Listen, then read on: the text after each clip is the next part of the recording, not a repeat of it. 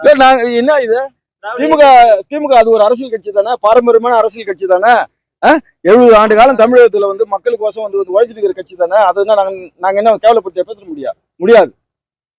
ஸ்டாலின் அவர்களுடைய வெற்றி வாய்ப்பு எழுந்தது கூட எங்களுடைய மாண்புமிகு எடப்பாடியார் அவர்கள் வந்து உள்ளபடியே சொல்றான், உண்மையை சொல்றான். உங்களுக்கு நான் அவரை போய் பார்க்கும்போது கூட பார்த்துட்டு என்னுடைய சர்டிஃபிகேட் கொடுக்கும்போது, ஏன்னா மனசுலாம் கஷ்டமா இருக்குதுன்னா நம்ம இப்படி ஆயிட்டோம், சரி விடான்னு பாத்துக்கலாங்க அப்படின்னு நம்ம ஒரு வார்த்தை சொன்னாரு. ஸ்டாலின்லாம் எப்படிப்பட்ட லீடர்ப்பா, அவரே வெற்றி வாய்ப்பை இழக்கிற அளவுக்கு ஜனங்க ஓட்டு போடுதுன்னா அப்படிதான் அவர் வந்து மனசார கஷ்டப்பட்டார். அரசியல்ல வெவ்வேறு இதுவா இருந்தாலும் துருவங்களா இருந்தாலும்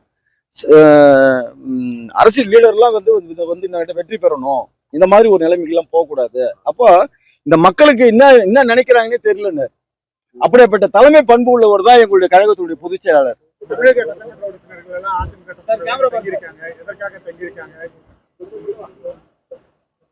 எதுக்காக தங்கிக்கிறாங்கன்னா மெட்ராஸ் சிட்டில ரொம்ப அரசியல் வெயில் அதிகமா இருக்கு, இங்க கொஞ்சம் குளுமையா இருக்குது, இங்க வந்துக்கிறாங்க.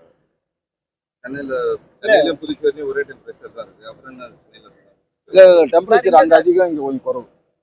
சார், இங்க எடப்பாடியார் அவர்கள் வருவதற்கான வாய்ப்புகள் இருக்காங்க. நிச்சயமா வருவாரு. இல்ல நாளைக்கு வரலாம், நாளைக்கு வரலாம். அப்போ 3 நாள் இருக்கிறதுக்கான வாய்ப்புகள் இருக்கும். ஃப்ரீயா இருந்து வந்துக்கிறாங்கப்பா, மற்றபடி இதுல அரசியல் உள்நோக்கெல்லாம் கிடையாது. இப்போ